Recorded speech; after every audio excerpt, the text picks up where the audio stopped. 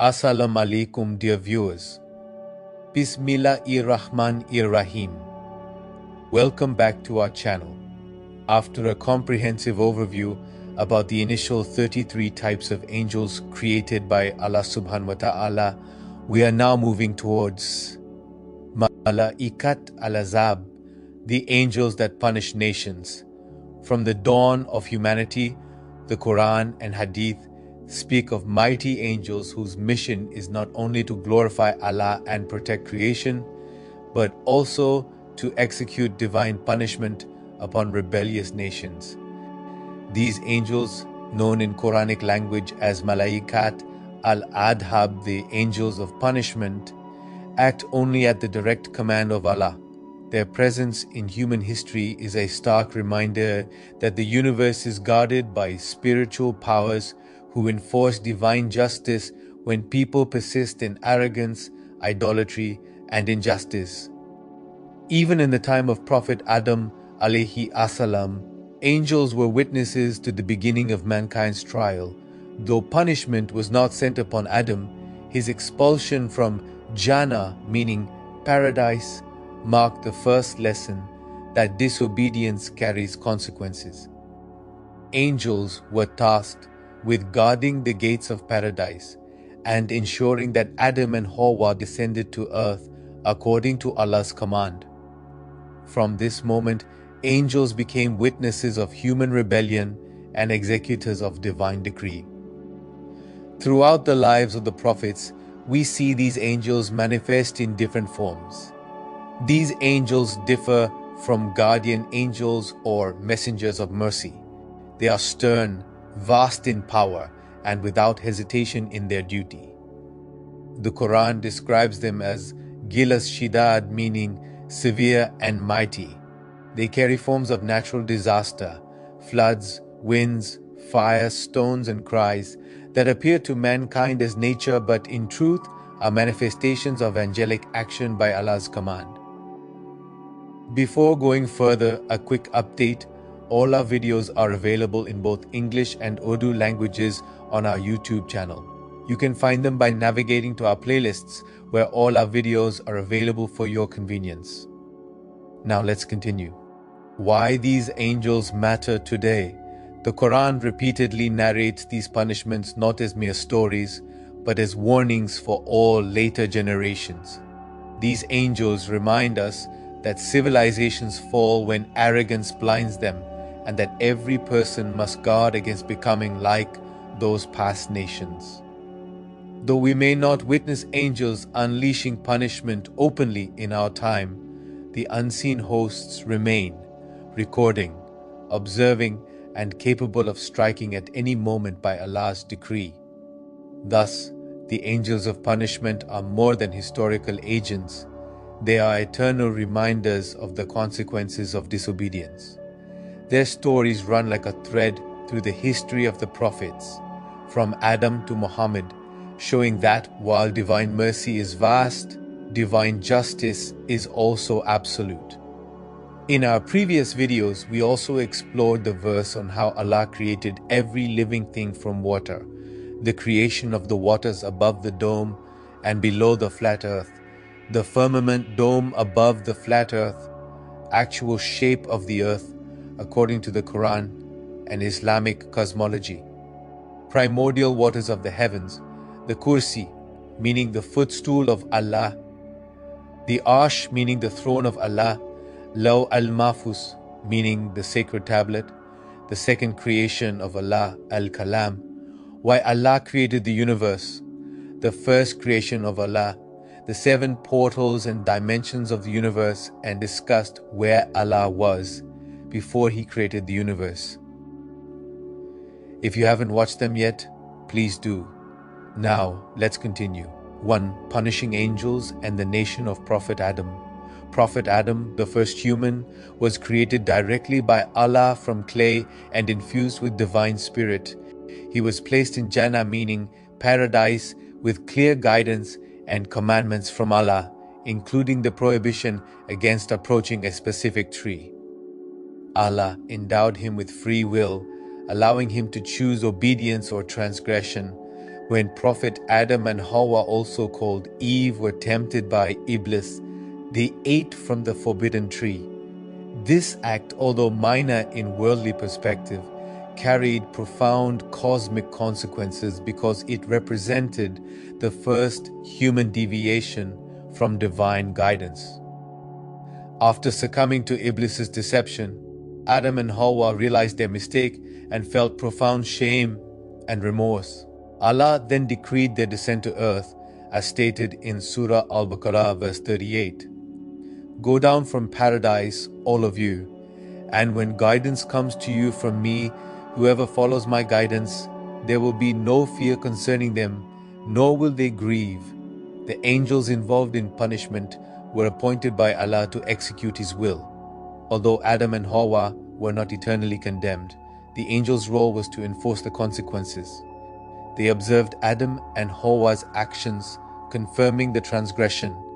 They oversaw the descent to earth, ensuring it occurred in a manner consistent with divine justice. They recorded the lessons for future generations, setting a precedent for the enforcement of moral law through angelic agency. The punishment was both spiritual and physical. Spiritually, Adam and Hawa were now conscious of their fallibility, carrying the weight of accountability. Physically, they were removed from the ease and abundance of paradise, placed in an environment requiring labor, sustenance seeking, and endurance of natural hardships. The angels did not act independently. They were instruments of Allah's justice, ensuring the divine decree was carried out with precision. Quranic references in Surah Al-Baqarah verse 36. But Satan caused them to slip from it and brought them out from that condition in which they had been, in Surah Al-Araf verse 24. Go down, some of you as enemies to others, and on the earth will be a dwelling and provision for a time. In Surah Taha verse 123, He said, descend, being to one another enemies, and for you on the earth is a place of settlement and enjoyment for a time. These verses emphasize the active role of divine decree in human affairs. The angels function as mediators of Allah's will, witnessing and ensuring the execution of the decree. Hadith references Sahih Muslim narrates that the angels witnessed the dialogue between Allah and Adam, marking this moment as the first enforcement of divine justice on humankind. Other hadiths explain that angels continue to record deeds, and the event of Adam's fall set the precedent for angelic involvement in moral accountability. 2. Punishing angels with Abel and Cain, the children of Prophet Adam. After Prophet Adam and Hawa were sent to earth, they began to populate humanity. Among their children were Qabil, also called Cain, and Habil, also called Abel. Both were required to offer sacrifices to Allah as a test of obedience and sincerity. Habil, the righteous son, offered a pleasing sacrifice, while Qabil's offering was rejected due to arrogance and lack of sincerity. Qabil, consumed by jealousy, pride, and anger, murdered his brother Habil, committing the first act of human bloodshed in history. This marked a significant moment, the first human transgression of direct harm to another human being, setting the stage for angelic enforcement of divine justice. The angels were directly involved in observing and enforcing the consequences, witnessing the crime, where these angels present during this event were tasked with monitoring human morality, observing Qabil's envy and murderous intent. They documented the event meticulously in the heavenly records, which would later serve as a precedent for the divine monitoring of all human acts of violence. While Qabil escaped immediate execution, the spiritual and societal consequences of his action were enforced by angels. The angels marked Qabil with the first recorded divine curse, ensuring that his soul carried the imprint of murder. Future generations were warned through angelic intervention about the sanctity of human life. Angels also served to illustrate the repercussions of sin, making it known to Adam and his other children that murder disrupts divine order and invites both worldly and spiritual consequences. The angels' role was preventive, recording, and corrective, rather than merely punitive. They provided an eternal moral framework. Quranic references in Surah Al-Ma'idah verses 27 to 31 recite to them the story of the two sons of Adam. When they each presented a sacrifice, it was accepted from one but not from the other. The one whose offering was not accepted said, "I will surely kill you." The other said, "Allah only accepts from the righteous." Then he killed him, and he became one of the losers. And Allah sent a raven scratching the ground to show him how to bury the corpse of his brother. He said, "Woe to me! Am I not able to be like this raven and bury my brother?" And he became repentant. The angel's role is implied in Allah sent a raven, which, according to classical tafsir, is a symbol of divine guidance executed through creatures and angelic agents. Angels observed, recorded, and enforced lessons from the first murder. Hadith references. Sahih Bukhari and Sahih Muslim mention, the first murder committed on earth was by the son of Adam. Angels recorded this act as a lesson for all future generations. Hazrat Ibn Kathir narrates that angels were appointed to ensure Kabir's act had consequences, teaching humanity about the weight of sin. 3. Punishing angels and the people of Prophet Nuh. Prophet Nuh was sent to his people after generations of disobedience had taken root among humanity. His mission spanned 950 years, during which he tirelessly called his people to worship Allah alone, abandon idolatry, and follow righteousness. Despite his relentless preaching, most of his nation remained obstinate, mocking, rejecting, and threatening him. Allah instructed Prophet Nuh to build an ark as a sanctuary for the believers. When the appointed time came, angels orchestrated the flooding. Water gushed from the heavens in the form of rain. Springs burst from the earth, raising the waters. The punishing angels in the story of Nuh's people had multifaceted responsibilities. These angels continuously monitored the people's disbelief, documenting their obstinacy, mockery, and acts of oppression.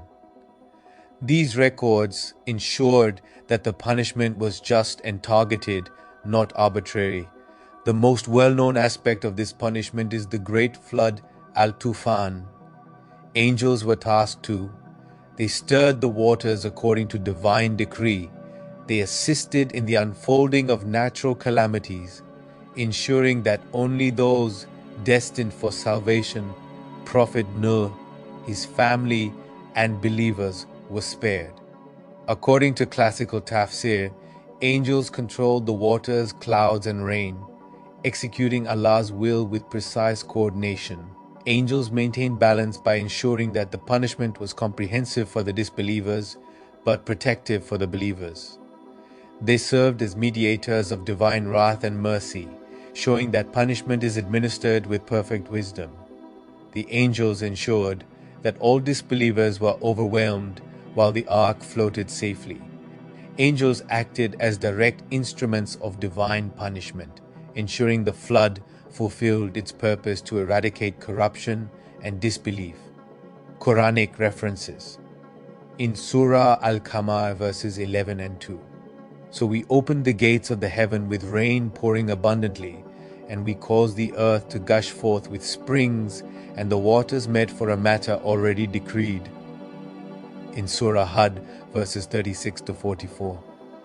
And we carried him on a ship of planks and nails. It floated under our observation. We reward the righteous.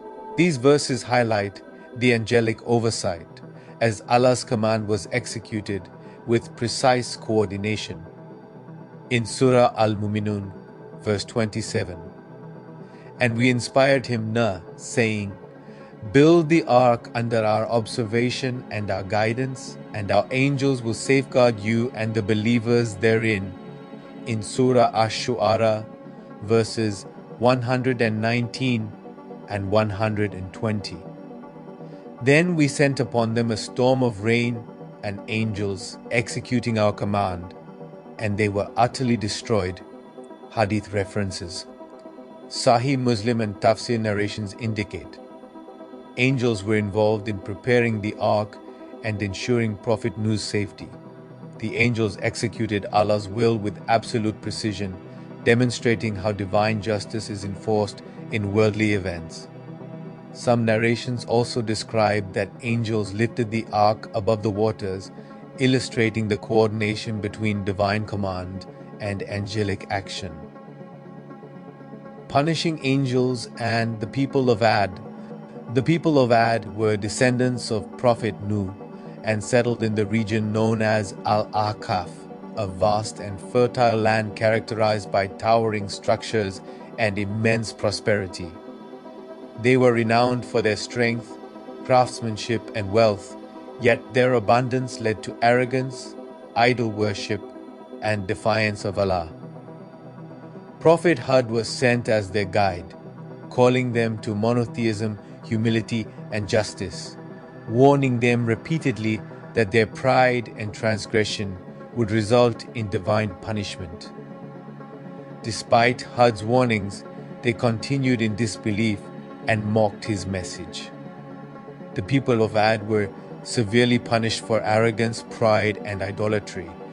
The windstorm lasted 7 nights and 8 days, as mentioned in the Quran.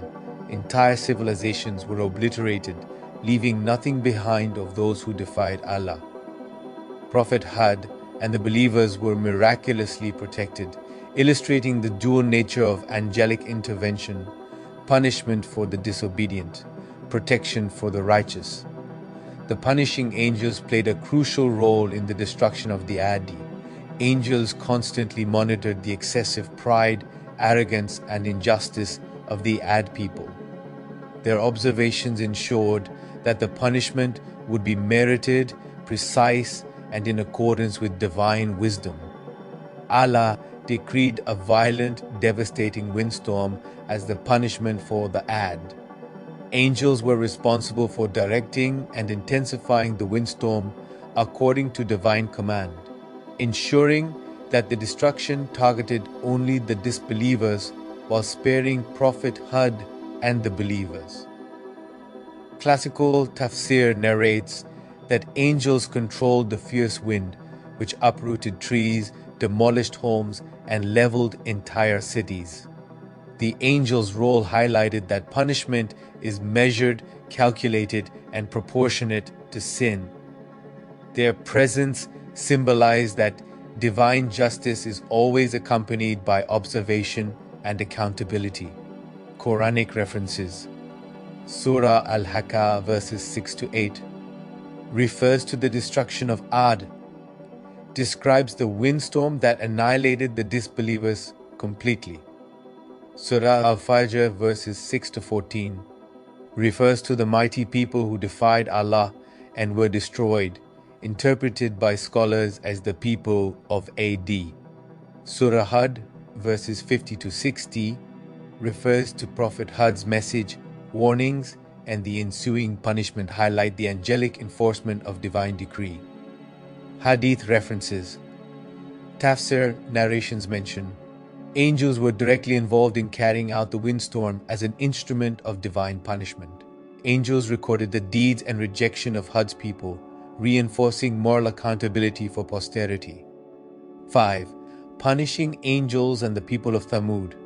The people of Thamud were a powerful and affluent civilization flourishing in the rocky region of Al-Hijr in Madain Saleh. Descendants of Ad, they were known for their ingenious architecture, carving homes and structures directly into mountains and cliffs. Yet, their material strength and skill bred arrogance, corruption, and idolatry. Prophet Salih was sent to guide them toward monotheism, humility, and ethical conduct, warning them repeatedly that defiance would bring destruction. His miracles, including the famous she-camel, were meant as signs of Allah's authority and tests of obedience. The Thamud were challenged by Allah through the miracle of the she-camel. They were commanded not to harm her and to share water equitably. Despite the miracle, a faction of the people killed the camel in defiance, openly rejecting divine authority. Punishing angels played a central and multifaceted role in the Thamud episode. These angels monitored the persistent arrogance, cruelty, and disbelief of the Thamud. They meticulously recorded their defiance, ensuring divine justice was exact and merited. Allah decreed a catastrophic earthquake and a thunderous blast as their punishment. The blast obliterated entire dwellings, carved homes, and settlements.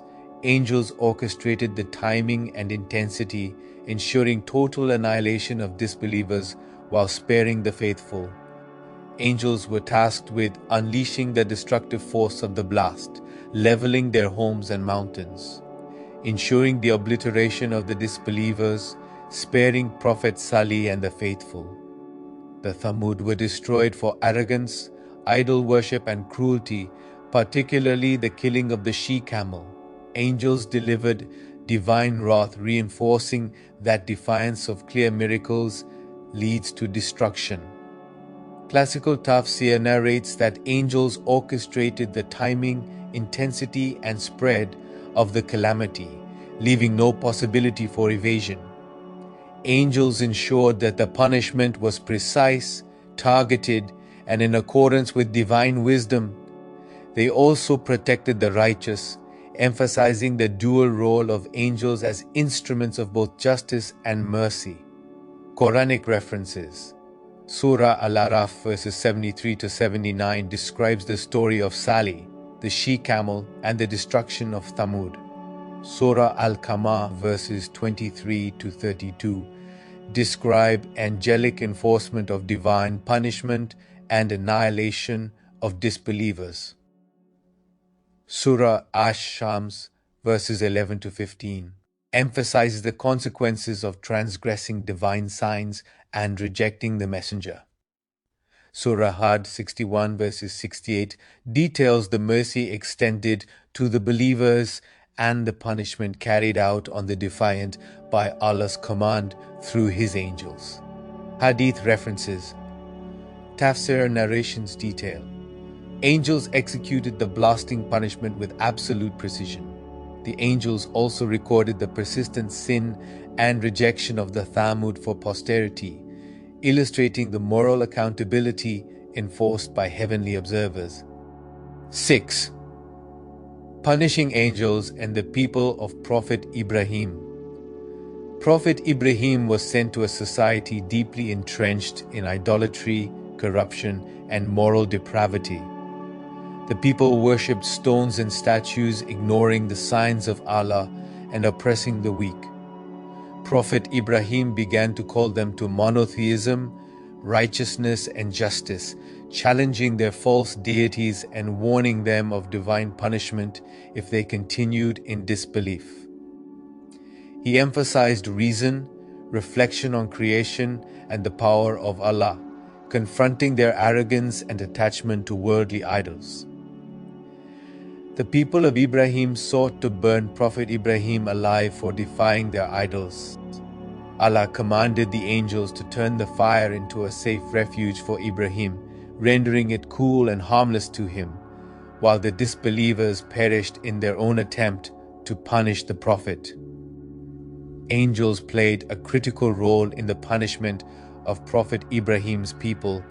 Angels continuously monitored the rejection of Prophet Ibrahim's message, recording their idolatry, arrogance, and cruelty.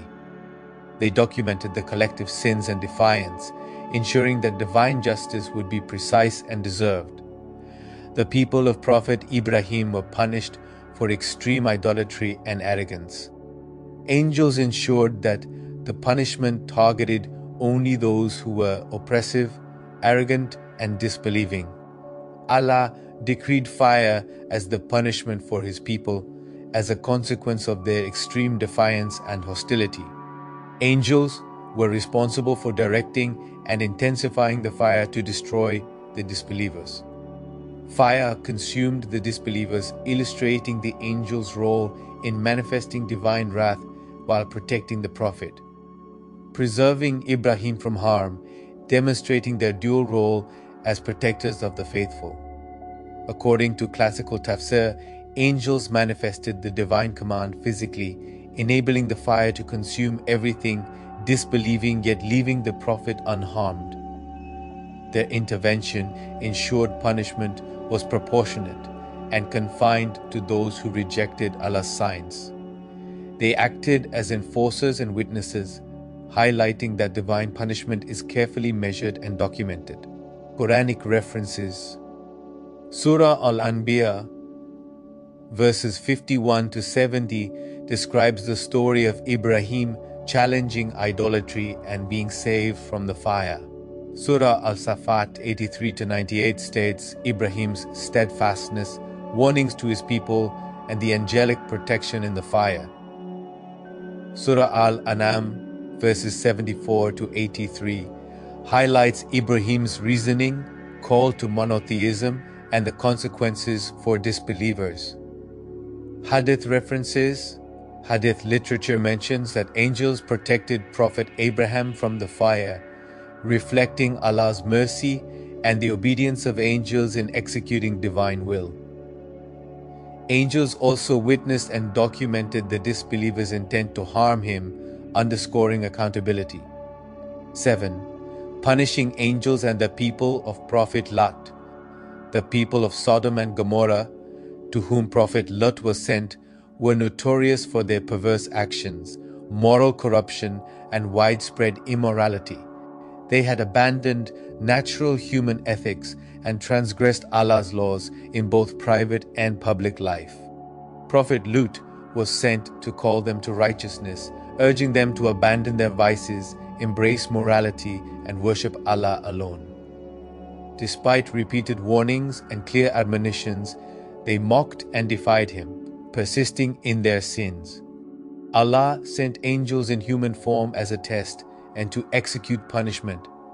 The people attempted to attack the angels, but the angels' divine nature protected them. Upon command, angels brought down a torrent of stones and a destructive windstorm, obliterating the cities and all disbelievers. Prophet Lot and his followers were commanded to leave, and they were spared by divine mercy.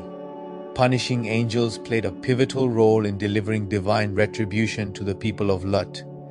Angels continuously monitored the persistent immorality of Prophet Lot's people.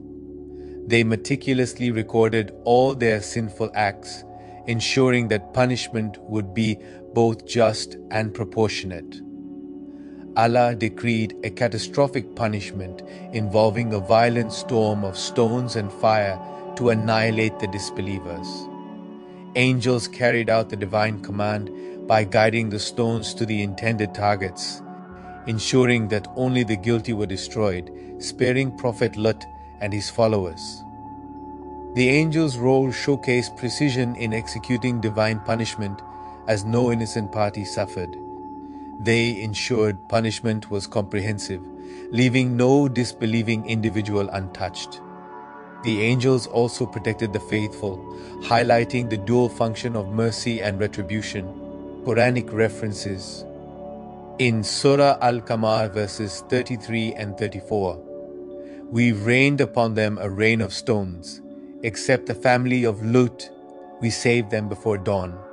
In Surah Al-Ankabut verses 32 and 33, indeed, Lot was of the messengers. We saved him and his family, all except an old woman who was among those who remained behind. Surah Al-A'raf verses 80 to 84 describe the immorality of Lot's people and the angelic punishment. Surah Hajj verses 77 to 83 describe angels visit Lut and the subsequent destruction. Surah Al-Hajj verses 61 to 74 describe the execution of punishment, sparing the believers. Surah Ash-Shu'ara, verses 160 to 174, emphasizes the sin, warning, and angelic execution of divine wrath. Hadith references. Hadith narrations mention that angels were sent to obliterate the cities while protecting the righteous, demonstrating Allah's precision and justice. They also recorded the sins and defiance of Prophet Lot's people, highlighting accountability in the sight of Allah. 8. Punishing angels and the people of Prophet Ismail. Prophet Ismail, the son of Prophet Ibrahim, was sent to the Arabian Peninsula, a region in which some tribes deviated from the worship of Allah, engaging in idolatry, social injustice, and immoral practices. While historical records indicate that many of his people accepted monotheism, there were also segments who rejected divine guidance, prompting Allah to send warnings and threaten punishments to instill justice and adherence to the divine path. Prophet Ismail emphasized monotheism, ethical conduct, and justice, following the teachings and example of his father Prophet Ibrahim. The punishing angels' involvement with the people during Prophet Ismail's era can be described as follows. Angels observed the actions of those who persisted in idolatry, dishonesty, or oppression.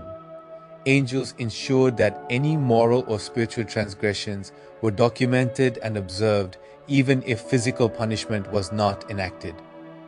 Their presence served as a deterrent and a reminder of divine oversight. They meticulously documented sins, ensuring that any eventual punishment would be precise and just. For those who continued in defiance, angels were the instruments through which divine wrath could be enacted. Though in the case of Ismail's people, the Quran and Hadith emphasize that his people largely heeded the call, so large-scale punishments were rare. The angel's role was to enforce warnings, guide the righteous, and stand ready to execute divine decrees if disobedience persisted. Angels were tasked with ensuring punishment targeted only the disobedient while sparing the believers. This demonstrated the dual role of angels as enforcers of justice and protectors of the faithful. Quranic references. Surah Maryam verses 54 and 55 mentions Prophet Ismail as obedient, patient, and grateful, emphasizing his role as a prophet. Surah Al-Baqarah verses 125 to 129 refers to Prophet Ibrahim and Ismail as restoring the Kaaba, linking Ismail's mission to the spiritual and social order. Surah As-Safat verses 101 to 107. Though these verses focus on the sacrifice narrative, this highlights divine guidance and protection over Prophet Ismail. Hadith references. Hadith literature mentions Prophet Ismail's obedience and his upbringing under Prophet Ibrahim, emphasizing the importance of angelic observation in guiding communities. Angels are implied to monitor all prophetic missions, including Ismail's, ensuring justice and accountability. 9. Punishing angels and the people of Prophet Ishaq. Prophet Ishaq, son of Prophet Ibrahim and brother of Prophet Ismail, was sent to the descendants of earlier generations, continuing the divine mission of guidance, moral reform, and monotheism. His mission was to strengthen faith, correct misguidance, and establish justice among his people. Even in the absence of large-scale punishments, punishing angels played several critical roles in Ishaq's mission. Angels meticulously observed the actions of Ishaq's followers, particularly noting compliance or defiance of Allah's commands. They recorded deeds of righteousness and transgression which would later be accounted for in the hereafter.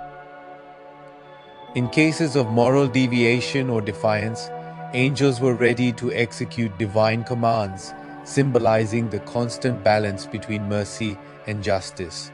Their presence ensured that any persistent transgression could not go unnoticed even if punishment was not immediately enacted. Angels safeguarded Prophet Ishaq and his followers, ensuring that the mission of guidance succeeded despite any opposition. This dual role of enforcing justice and protecting the faithful is consistent across all prophetic missions. Hadith references. In Hadith literature, angels are described as witnesses and recorders of his people's deeds, maintaining a record for the day of judgment, even in the absence of overt punishment. 10. Punishing angels and the people of Prophet Yaqub. Prophet Yaqub, also known as Jacob, was the son of Prophet Ishaq and the grandson of Prophet Ibrahim. He was sent to the Israelites to continue the legacy of monotheism, moral rectitude, and divine guidance. Prophet Yaqub faced a community that, over generations, had varied adherence to divine commands. While some were faithful, others deviated into idolatry, oppression, and moral corruption. The punishing angels remained active in monitoring and preparing to enforce divine justice for the disobedient, while recording and protecting the righteous. The angels observed every deed of the Israelites, noting both righteousness and transgression. Their records were intended for the day of judgment, ensuring that every soul would be accountable. Angels recorded both acts of obedience and disobedience, creating a comprehensive spiritual ledger. Their observations served as a deterrent to transgression and a reminder of divine presence. Historical and Quranic accounts indicate that some of Prophet Yaqub's descendants faced punishments, particularly for idol worship or disobedience to divine commands. Angels acted as executors of Allah's will, ensuring that punishment reached only the guilty while the obedient were spared. Punishments executed by angels were aimed at those who persisted in wrongdoing, while the righteous were protected from harm. Examples include calamities sent to disobedient factions of the Israelites, indirectly referenced in the Quran. Angels maintained a balance between mercy and retribution, demonstrating that divine justice is always prepared to act. The angels also protected Prophet Yaqub and his faithful followers, ensuring the continuity of prophetic guidance. Their presence served as a reminder to the people of Allah's omnipresence and justice. Quranic references. In Surah Yusuf, verses 4 to 6, highlights the story of Prophet Yaqub and his children, illustrating divine protection and guidance. Surah Yusuf, verse 21 to 24, shows the importance of obedience and vigilance, with angels implied in overseeing the fulfillment of divine decrees. Surah Al-Baqarah, verse 133, connects Prophet Yaqub to the lineage of prophets, reinforcing divine oversight and moral accountability. Hadith references. Hadith literature confirms the continuity of prophetic guidance through Prophet Yaqub. Angels are described as witnesses to the actions of the Israelites, recording deeds and ready to enforce divine justice when necessary. T11. Punishing angels and the people of Prophet Yusuf. Prophet Yusuf, son of Prophet Yaqub, was sent to guide the people of Egypt and surrounding regions. His mission emphasized faith in Allah, moral integrity, and justice, particularly in a society facing both spiritual and social corruption. The story of Prophet Yusuf highlights not only divine wisdom and patience, but also the active observation of angels, who ensured that both justice and guidance were upheld.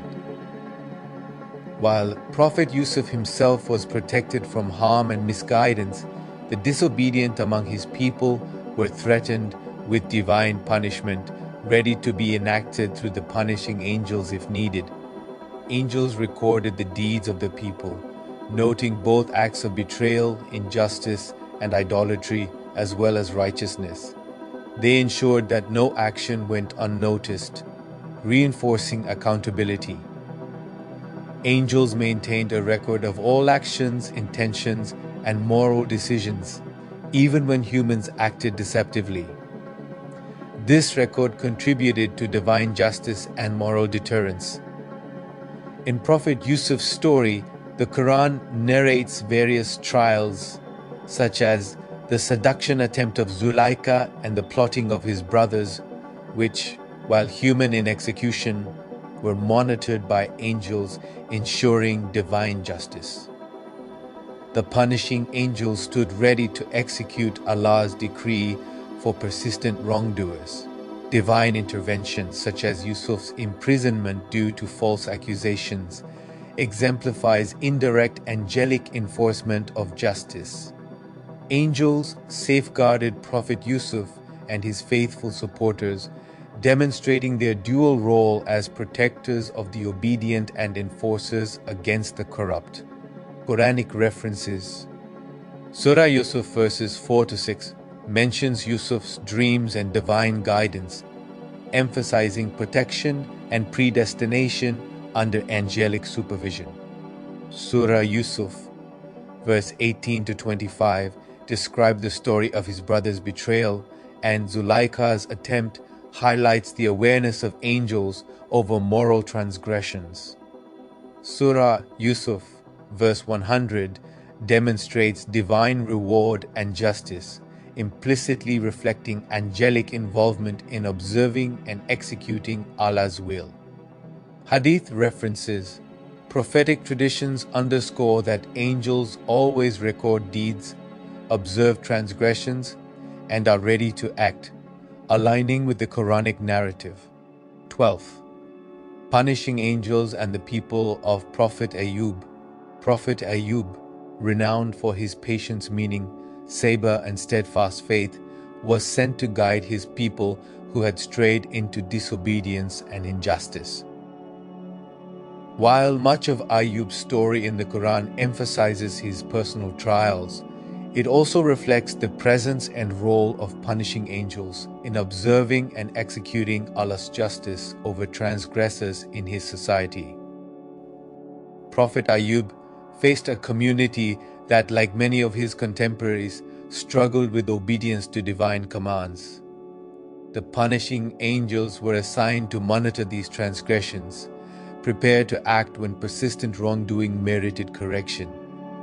Angels meticulously observed the actions of Prophet Ayub's people, noting both their obedience and disobedience.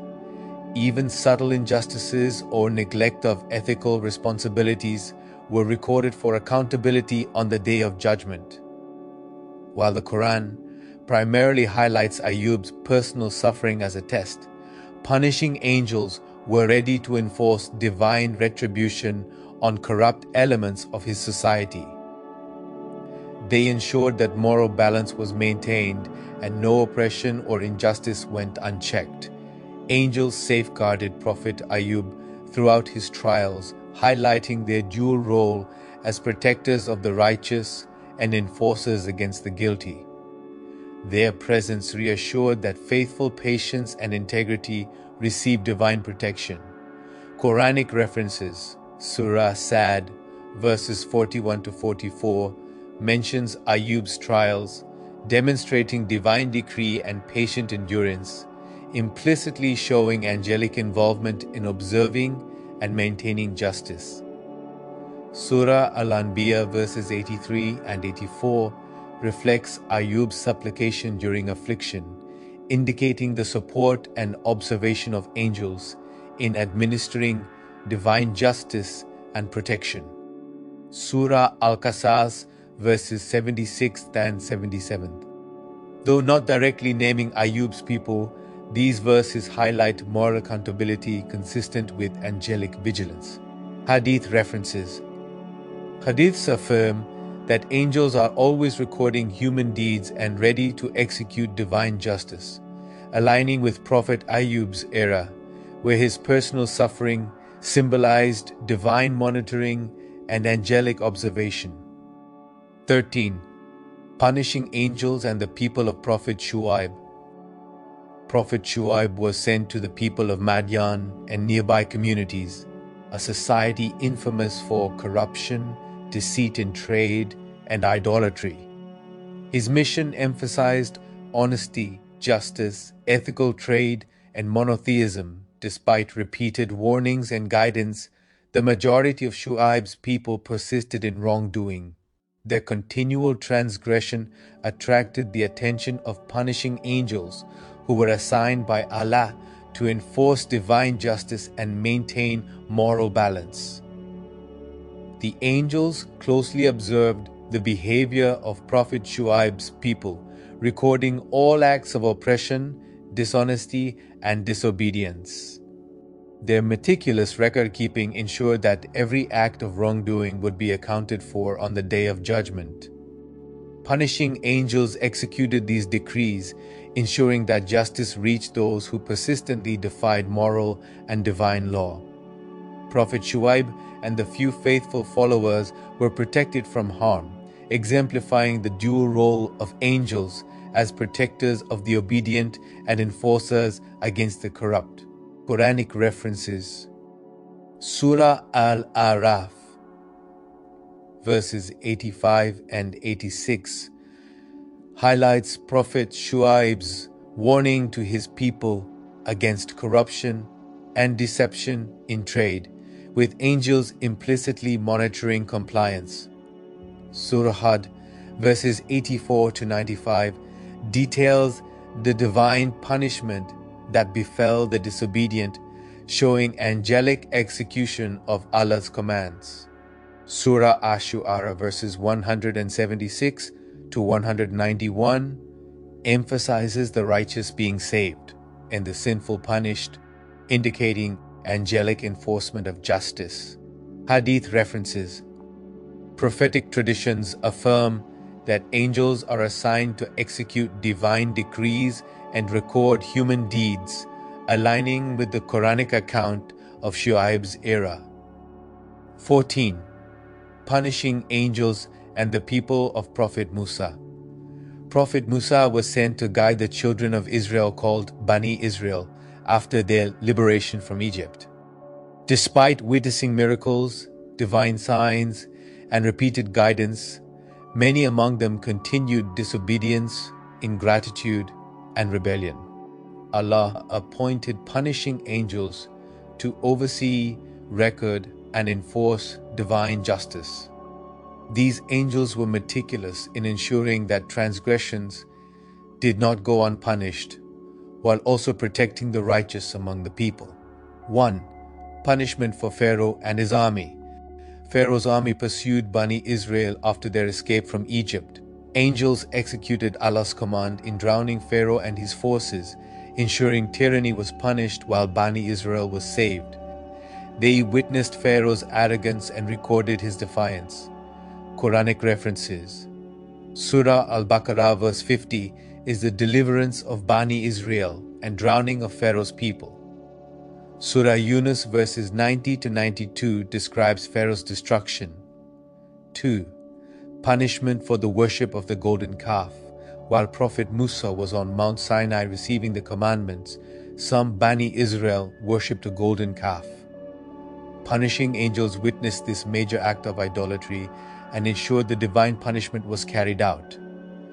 They instilled fear and accountability, reminding the community of divine justice. Quranic references: Surah Al-A'raf, verses 148 to 154, describes idol worship and divine anger. Surah Taha, verses 85 to 97, details of the sin and punishment. 3. Plagues and minor punishments. Complaints about food. The manna and quail's story and disobedience led to divine corrective measures.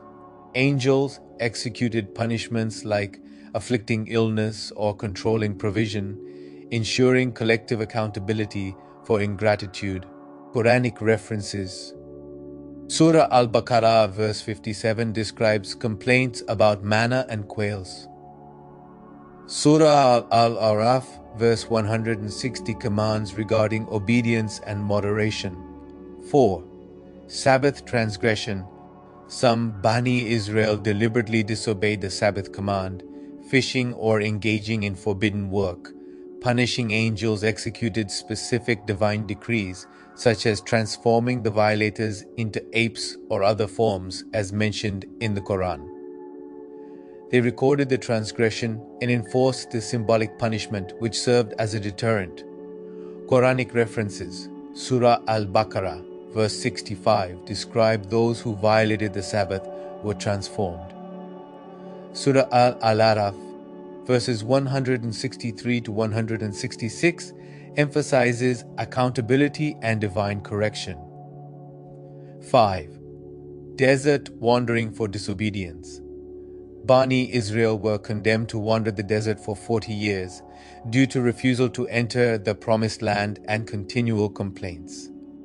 Angels were tasked to enforce this prolonged punishment, ensuring that the decree remained exact and just.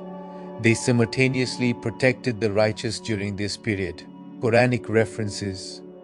Surah Al-Ma'idah, verse 26, describe 40 years wandering. 6. Punishment for Korah, also called Karun. Karun, a wealthy member of Bani Israel, became arrogant and claimed his wealth was due to his own knowledge rather than Allah. Punishing angels opened the earth to swallow him and his treasures as a manifestation of divine justice. Quranic references. Surah Al-Qasas, verses 76 to 82, describes Karun's arrogance and destruction. 7. Continuous monitoring and recording. Minor sins like complaining, ingratitude, minor thefts, and disputes were continuously observed by angels.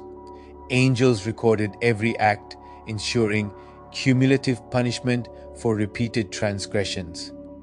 This included small punishments like deprivation of blessings or temporary hardship designed to correct behavior. Quranic references. Surah Al-Insan, verse 2, describes humans are observed by angels from conception. Surah Al-An'am, verse 61, describe angels constantly record and convey divine decrees. 15. Punishing angels and the people of Prophet Harun. Prophet Harun was appointed as the assistant and spokesperson of Prophet Musa, tasked with guiding the children of Israel during Prophet Musa's absence on Mount Sinai.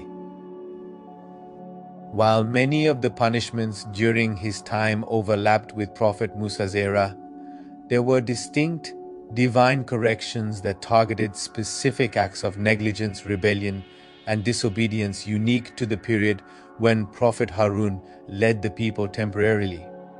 Allah sent punishing angels to implement these decrees, ensuring that transgressions did not go unpunished. 1.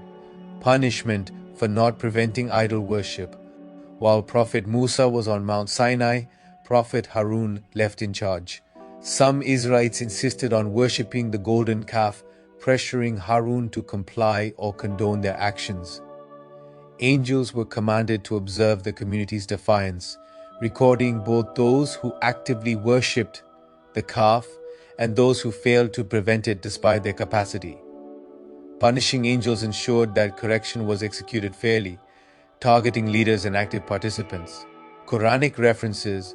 Surah Al-A'raf, verses 150 to 152, describes Allah's rebuke of the calf worship and the responsibilities of Harun. Surah Taha, verses 90 to 92, describes consequences for neglecting guidance while witnessing sin. 2. Punishment for delay in implementing justice. Some Bani Israel committed theft, disputes, or minor rebellions while Prophet Harun led in Prophet Musa's absence. Delays in implementing justice and following divine commands were met with subtle punishments. Punishing angels monitored governance and adherence to divine law, inflicting corrective measures like short-term deprivation or social disorder to remind the people of accountability. Quranic references. Surah Al-Qasas, verses 44 to 46, emphasizes the consequences of failing to follow divine guidance promptly. 3. Punishment for persistent complaint and doubt. Some Israelites questioned Prophet Harun's authority and expressed doubt about Musa's return or Allah's commands. Angels executed minor punitive measures such as temporary loss of provisions, fear, or internal unrest, signaling Allah's displeasure and aiming to correct behavior without large-scale calamity. Quranic references. Surah Al-A'raf, verse 152, describe the spiritual consequences of doubt and rebellion. Surah Al-Baqarah, verse 54, describes recording of sins and lessons for future generations. 4. Punishment for encouraging others to sin. Those Israelites who actively encouraged peers to worship the golden calf or to disobey divine commands faced punishment distinct from the mass events under Prophet Musa. Punishing angels enforced targeted divine corrections, often resulting in fear, illness, or temporary calamity, ensuring that the leadership of Prophet Harun could restore order. Quranic references. Surah Al-A'raf, verse 152, Allah mentions the consequences for those leading others into sin. Surah Al-Baqarah, verses 51 and 52, lessons on collective versus individual responsibility. 16th, punishing angels and the people of Prophet Dhul Kifl.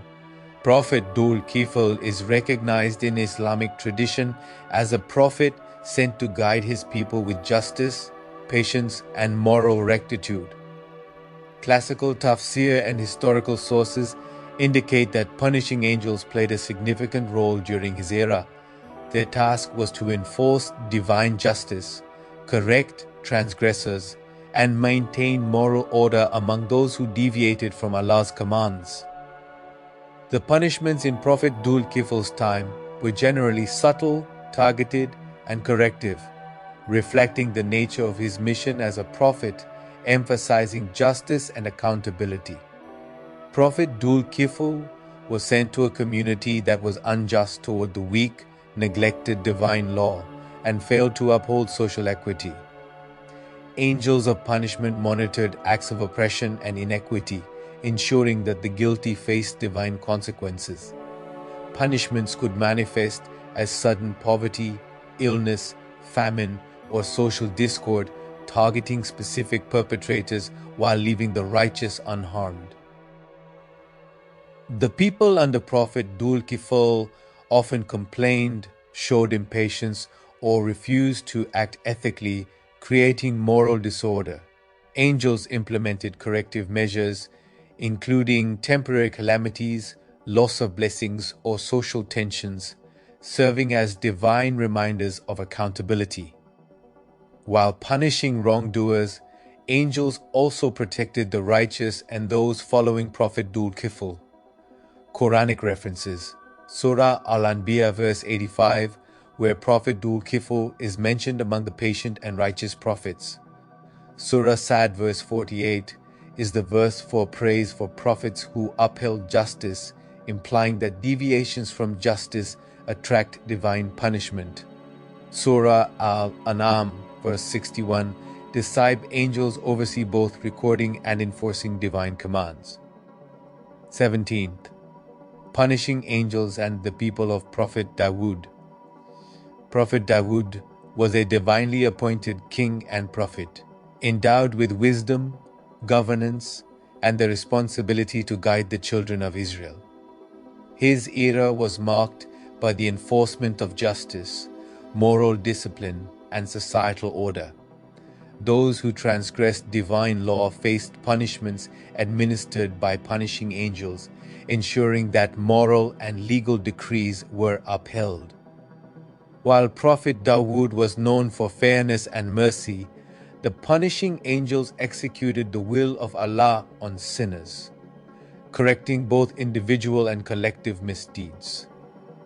Some of Dawood's subjects were oppressive, cheating or exploiting the weak despite his just governance. Instances of adultery, theft, or public immorality occurred among certain Israelites. Some Israelites neglected their religious duties, including prayer, charity, and following divine laws.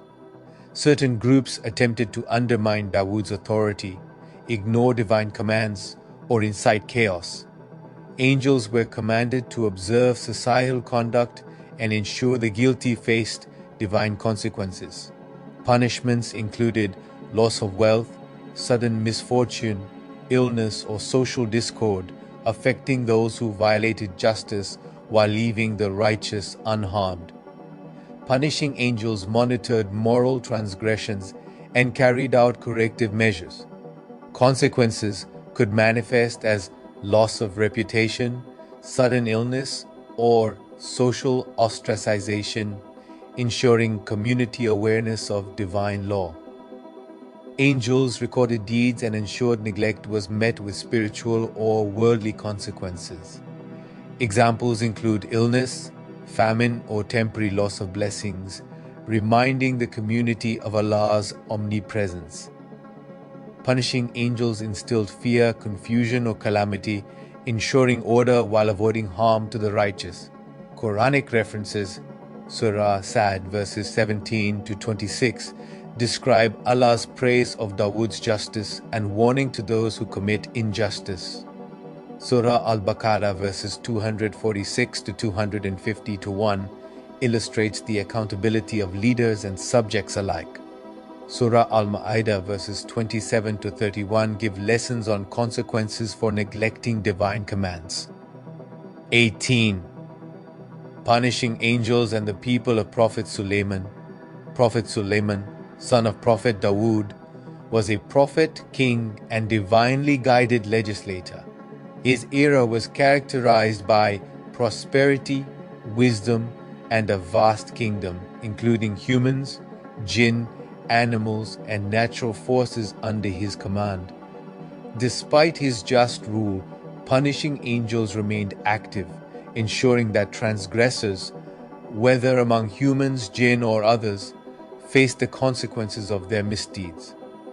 Some subjects of Prophet Sulaiman engaged in idol worship or deviated from monotheism despite prophetic guidance. Others attempted rebellion against divine authority or the prophetic mandate. Certain individuals sought to exploit others, hoard wealth, or oppress the vulnerable. Jinn under Prophet Sulaiman's command or in human societies sometimes disobeyed divine directives.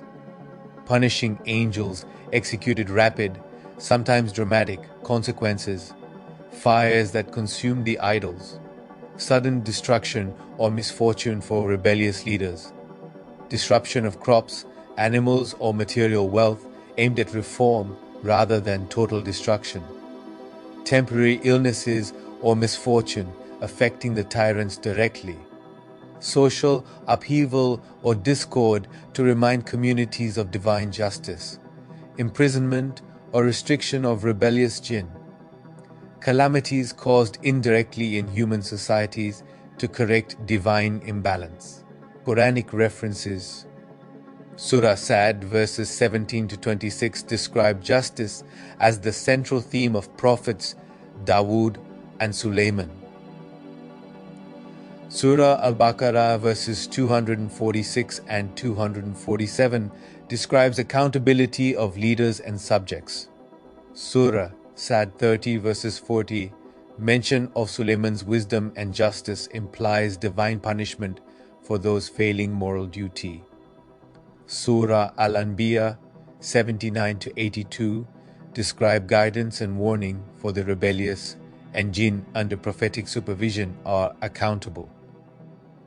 Surah Al-Araf verses 137 and 138 are the general principle of punishment for idolaters. Punishing angels and the people of Sheba, also called Saba. The people of Sheba, located in modern-day Yemen, were an ancient and prosperous nation blessed with fertile lands, flowing rivers, and advanced infrastructure, most famously the Dam of Ma'arib. The Quran describes them as a people who were grateful for Allah's blessings at first, but eventually fell into arrogance, ingratitude, and oppression. Despite their material wealth and civilization, they turned away from divine guidance. Allah sent Prophet Salih, or a messenger specific to their community, to guide them, warning them to be grateful, act justly, and avoid corruption. They ignored the guidance, mocked the messenger, and persisted in their disobedience. Their punishment serves as a timeless example of divine justice.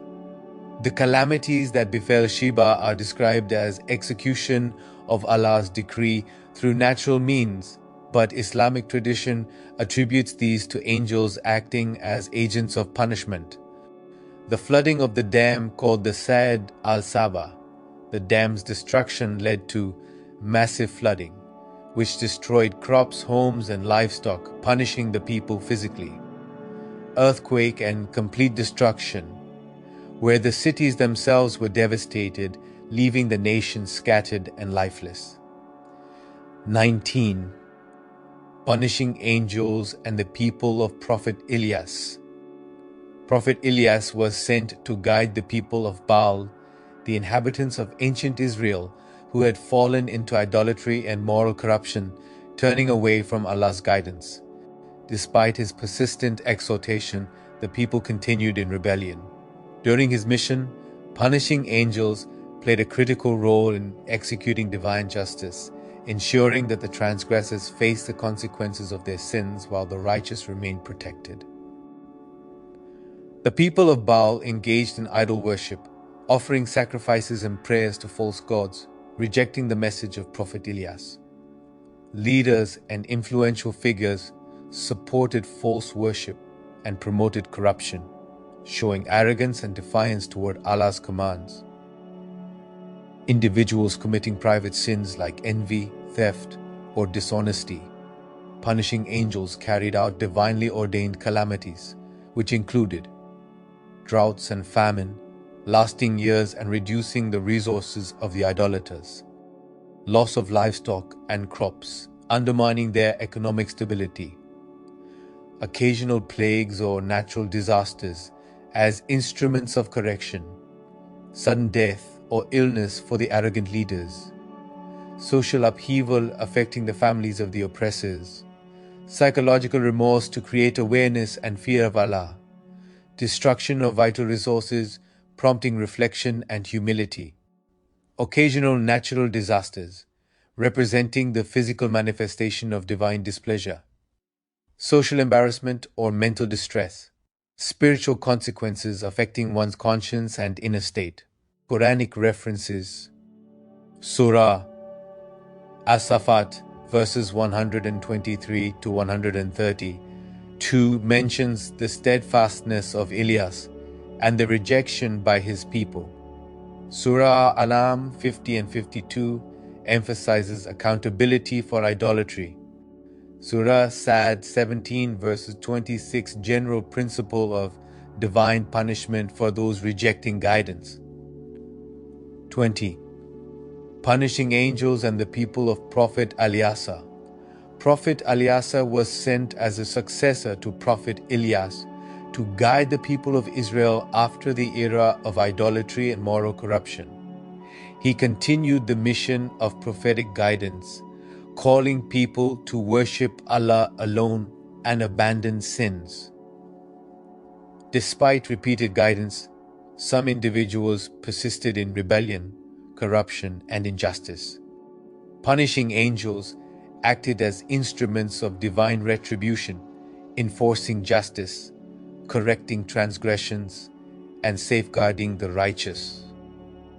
Some Israelites continued to worship idols and neglected the teachings of Prophet Ilyas. Rebellious groups refused to abandon immoral practices despite warnings. Individuals exploiting others, engaging in fraud, dishonesty, or oppression were found even during Prophet Ilyas's time. Angelic role. punishing angels executed direct and subtle calamities, including crop failures, famine, and loss of livestock, undermining the economic stability of the idolaters. Natural disasters such as localized floods or storms as instruments of divine warning. Sudden illnesses or deaths for particularly obstinate individuals. Loss of wealth or property for wrongdoers. Social disturbances impacting those committing injustice. Psychological remorse or inner distress, prompting reflection and repentance. Quranic references. Surah Sa'd verse 48 mentions Ilyasa as a prophet following Ilyas, emphasizing guidance and divine accountability. Surah Al-An'am verses 50 to 52 stresses consequences for rejecting Allah's message. Surah Al-Baqarah verses 246 and 247 reflects the principle that leaders and communities are accountable to divine law. 21st. Punishing angels and the people of Prophet Yunus. Prophet Yunus was sent to the people of Nineveh, a nation characterized by moral corruption, idolatry, and social injustice. Despite repeated calls to repentance, the people initially rejected divine guidance. Punishing angels acted as instruments of Allah's justice, implementing punishments to correct, warn, and, in some cases, prepare for repentance. The events of Yunus highlight the precision of angelic execution of divine decrees and the interplay between divine mercy and justice. The people of Nineveh engaged in excessive idolatry and oppression, neglecting the commands of Allah as delivered by Prophet Yunus. When the people of Nineveh persisted in defiance, they faced the threat of annihilation by divine decree. Individuals who secretly violated divine law, committed minor sins, or refused personal repentance were all punished. Punishing angels executed natural calamities in the form of severe droughts, reducing water availability, crop failures threatening food security, economic distress affecting all layers of society, storms, floods, or other disasters poised to destroy the transgressors. Angels positioned to enforce divine wrath while maintaining opportunity for repentance. As the punishment approached, the people of Nineveh finally repented sincerely. Angels paused or mitigated certain punishments upon divine command. Some calamities were averted entirely. Remaining trials served as purification rather than annihilation. Quranic references. Surah Al-Safat verses 139 to 148 mentions Prophet Yunus being sent to warn a sinful nation. Surah Al-Qalam verses 48 to 50 describes the divine message is rejected, leading to consequences. 22. Punishing angels and the people of Prophet Zechariah. Prophet Zechariah was sent to guide the children of Israel, who, despite the legacy of previous prophets, had fallen into moral laxity, disobedience, and neglect of Allah's commands. While Zechariah preached righteousness and reminded them of divine justice, punishing angels were assigned to enforce punishment on transgressors and protect those faithful to Allah. His era highlights both divine mercy and the precision of angelic enforcement. Many Israelites ignored Prophet Zechariah's teachings, neglecting obligatory prayers, justice, and charity, and continued in worldly indulgences. Certain individuals exploited others, hoarded wealth, and indulged in greed and corruption, ignoring Zechariah's admonitions. Entire segments of the community persisted in rebellion and corruption, ignoring Prophet Zechariah's prophetic call. Punishing angels carried out calamities and warnings. Illnesses and loss of livelihood struck those ignoring moral duties. Natural hardships like droughts or scarcity of resources were imposed to awaken conscience. Angels ensured these punishments targeted only the transgressors, shielding the righteous. Economic loss. sudden misfortune, or decline in social status. Psychological unease and guilt, acting as internal punishment. For leaders promoting injustice, targeted calamities struck their influence and authority. Quranic references: Surah Maryam verses 2 to 6 mentions Prophet Zachariah's prayers and his people's neglect, emphasizing accountability. Surah Al-Anbiya verses 73 to 76 illustrates divine intervention and guidance through prophets. Surah Al-Baqarah verses 246 and 247 described the principle of accountability for leaders and communities. 23. Punishing angels and the people of Prophet Yahya. Prophet Yahya, the son of Prophet Zachariah, was sent to guide the children of Israel with righteousness, emphasizing justice, piety, and moral integrity.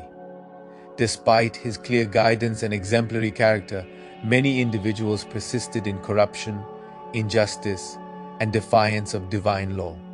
Punishing angels were assigned to observe, record, and execute divine retribution, ensuring that transgressors were corrected and the faithful were protected. His era underscores the precision, wisdom, and justice inherent in angelic enforcement. Certain groups ignored Yahya's calls to righteousness, refusing to abandon arrogance, oppression, and idolatry. Some individuals engaged in dishonesty, injustice, and exploitation, harming the weak and neglecting social responsibilities. Entire segments of the population persisted in sin, neglecting communal duties and rejecting prophetic guidance. Punishing angels delivered divine consequences such as sudden illnesses or ailments to those rejecting moral guidance, loss of wealth, livelihood, or social status to prompt reflection. Misfortunes affecting families of persistent disbelievers as a collective warning, economic or social decline for wrongdoers, psychological remorse or spiritual unrest as subtle correction, targeted adversities preventing the spread of corruption, scarcity of essential resources like food or water, social disturbances designed to awaken conscience, natural adversities signaling divine displeasure. Quranic references: Surah Maryam verses 7 to 12 describes Prophet Yahya's prophethood and his people's responses. Surah Al-An'am verses 50 to 52 describes the consequences of rejecting divine message. Surah Al-Baqarah verses 246 and 247 highlights accountability for leaders and communities. 24. Punishing angels and the people of Prophet Isa. Prophet Isa was sent to the children of Israel with a message of monotheism, moral integrity, and social justice. Despite his miracles and clear guidance, many among his people persisted in rebellion, disobedience, and rejection of Allah's commands. The punishing angels were tasked with executing divine justice, ensuring the correction of transgressors, while safeguarding the faithful. His era highlights the balance of divine justice and mercy, with angels as precise instruments of enforcement. Many Israelites denied Isa's message, refusing to abandon idol worship, injustice, and corruption. Certain individuals exploited others, hoarded wealth, and oppressed the weak despite Isa's guidance. Punishing angels carried out calamities as a form of correction and warning. Sudden illnesses or afflictions affecting those who rejected guidance, loss of wealth, social standing, or influence to promote reflection. Subtle psychological distress as a spiritual corrective. Economic hardship or decline in societal influence. Social unrest, natural calamities, or barriers to success. Internal guilt or remorse, prompting moral reflection. Quranic references: Surah Al-Ma'idah verses 110 to 115 mentions miracles and people's rejection. Surah Al-Imran verses 52 to 55 highlights divine support and consequences for the disbelievers. Surah Al-Imran verse 112 describes the consequences for communities that reject guidance and oppress others. 25. Punishing angels and the people of Prophet Muhammad. During the final prophetic mission, Allah sent Prophet Muhammad with guidance to all humanity, encompassing spiritual, moral, social, and legal principles. Despite clear signs, miracles, and warnings, many individuals and communities persistently disbelieved, plotted against the believers, committed oppression, and violated divine commands. Punishing angels were assigned to execute divine justice in both subtle and overt ways.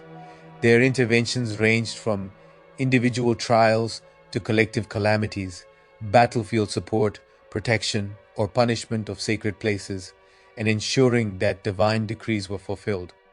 The punishments during this era illustrate the precision, immediacy, and balance of Allah's justice through His angels. 1. Early Meccan disbelievers, tribes such as the Quraysh, mocked the Prophet, persecuted believers, and continued idol worship. Subtle interventions by angels led to psychological unease, internal disputes, and loss of influence in trade. Minor afflictions and sudden setbacks in resources served as a divine warning. Angels also recorded each action and sin, ensuring justice on both minor and major levels. Quranic references. Surah Al-Mudaththir verses 11 to 25 threats to arrogant leaders. Surah Al-Kalam verses 9 to 16 are verses of warnings to those mocking the message. 2.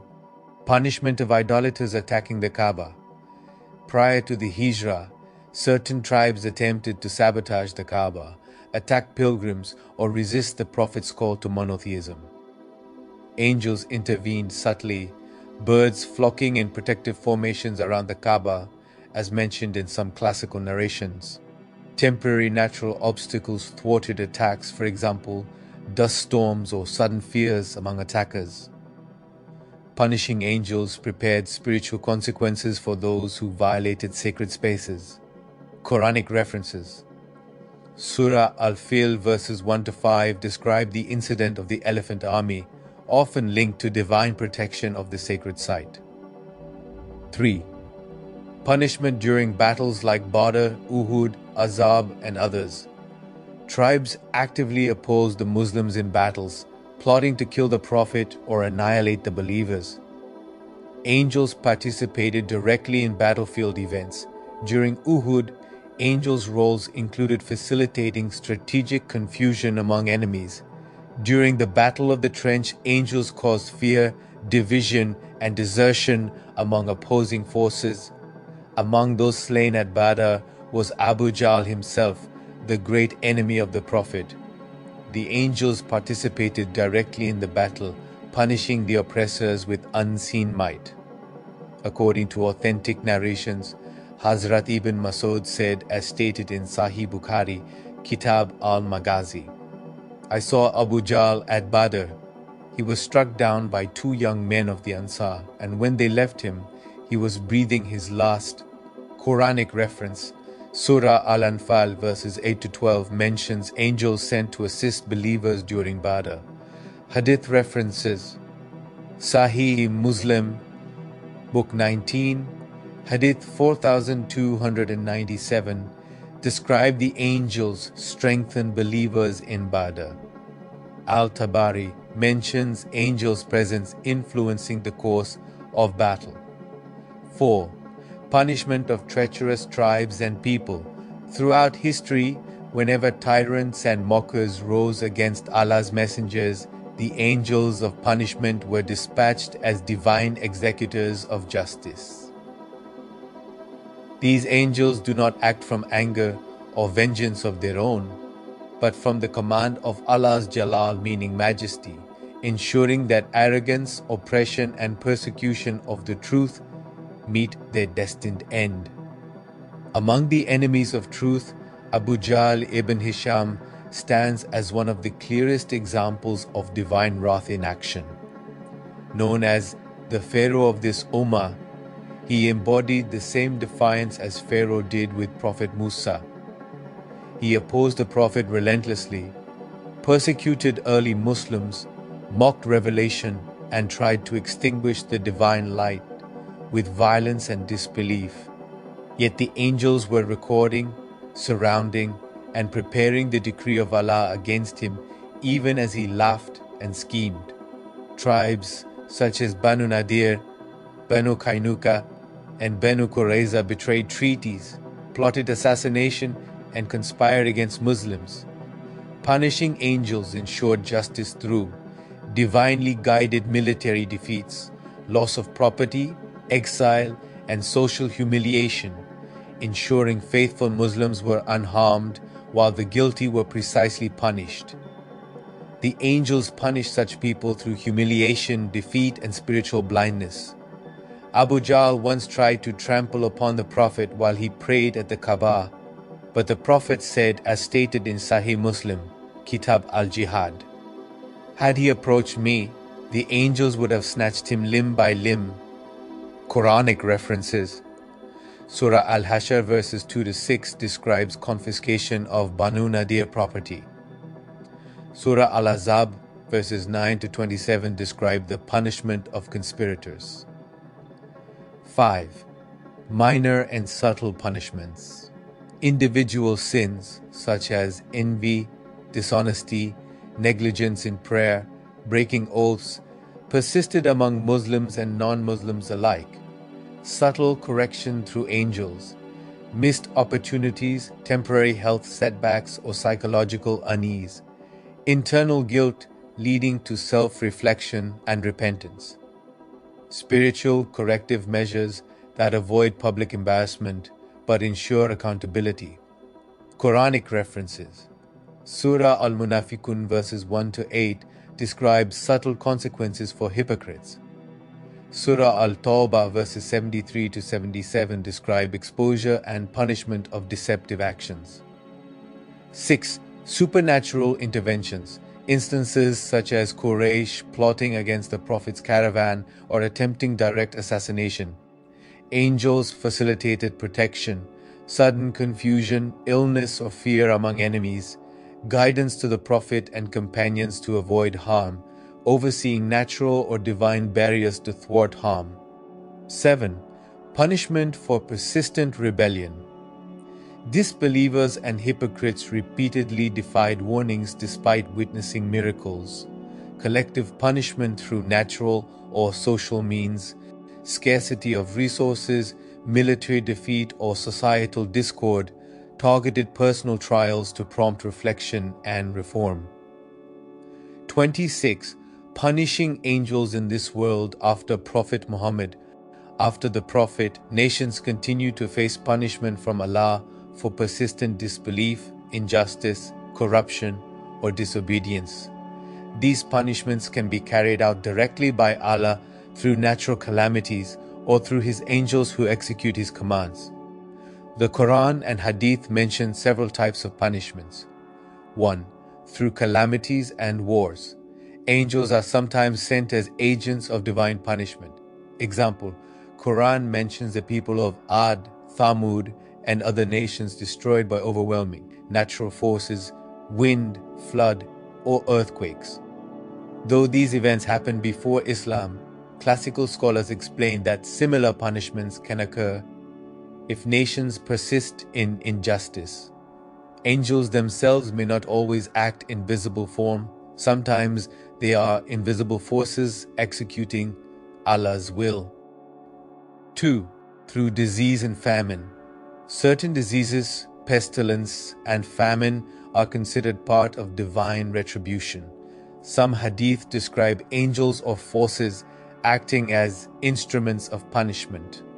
For instance, Sahih Muslim and other collections mention plagues being a form of Allah's punishment. 3.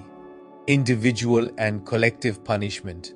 For sinful individuals, angels of punishment.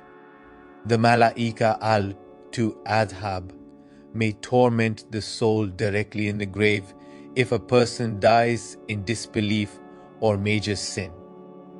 Collectively, sinful nations may be punished through collapse of governance, widespread moral corruption, and destruction of cities. 27. Punishing angels at the time of Qiyamah, the Day of Judgment.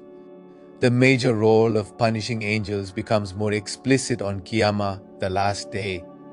On that day, the Quran and Hadith describe various roles for angels. 1. Gathering and guarding the disbelievers, where angels are commanded to escort disbelievers and sinners to hellfire. Surah Al-Mudaththir verse 31 mentions angels appointed over hell as guardians and executors of punishment. And we have set none but angels as guardians of the fire, and we have fixed their number only as a trial for disbelievers. 2. Execution of punishment. Angels throw the inhabitants of hell into deeper punishment, sometimes described in Hadith as chains, iron hooks, boiling water, and fire. On Qiyamah, punishment is precise and eternal for disbelievers. Angels act under Allah's strict command, carrying out every decree. 3. Specific roles of angels in Qiyamah. The angels of hellfire, Malā'ikat al-Nar, they ensure the disbelievers are cast into and tormented in hell. The angel of death called Azrael and his assistants for those dying at the moment of Qiyamah, if any remain in the world, they separate souls for reward or punishment. Recording angels, Kiraman Katibin, they ensure all deeds are accounted for before punishment is administered. Description and numbers of punishing angels. In Islamic texts, the punishing angels, the Malā'ikat al-ʿAẓāb, have specific attributes. Angels, along with every living thing, as stated in several hadiths, are created from the Muhammadan light, called Dor Muhammadi, but angels of punishment sometimes have fearsome and terrifying appearances. Hadith mention that angels of the grave are terrifying to sinful souls. They have multiple wings, burning eyes, and chains. Angels of hellfire are described as powerful, large, with faces like lightning and bodies like mountains, striking fear into the disbelievers. They can inflict pain in the world like plague, famine, calamities in the grave and in hellfire. They cannot act independently, they only follow Allah's direct orders. Their speed and strength are beyond human comprehension. One strike can cause destruction over vast areas. Tafsir Ibn Kathir, angels of hell are fierce, terrifying, and severe in appearance, wielding chains and instruments of punishment. Tafsir al-Qurtubi, angels of punishment do not rest until the decree of Allah is fulfilled. Hadith, Sahih Muslim and Tirmidhi, Munkar and Nakir strike the sinful until the soul confesses its deeds or remains in agony. 19 angels explicitly guard hell. Tafsir Ibn Kathir explains, these 19 are the main angels of hellfire, but many other angels act under them to punish sinners. Hadiths indicate thousands of assistants execute the taking of souls. Each angel can take many souls simultaneously, depending on Allah's command. Hadith of Sahih Muslim describe two angels, Munkar and Nakir, who question the soul. If the person disbelieves or sins gravely, these angels inflict severe torment. Other punishing angels causing plagues, famine, earthquakes, and other calamities may be executed by groups of angels, sometimes described in Hadith as hosts of thousands of angels. Exact numbers are generally unknown, as they are infinite according to the task assigned by Allah. Symbolism in Tasawwufi thought. Classically in the Quran, angels are agents of Allah's punishment for nations that persist in corruption, disbelief, or oppression. In Tasawwuf, these calamities are seen as manifestations of inner spiritual laws, and the angels themselves are symbols of divine consequences rather than literal executioners.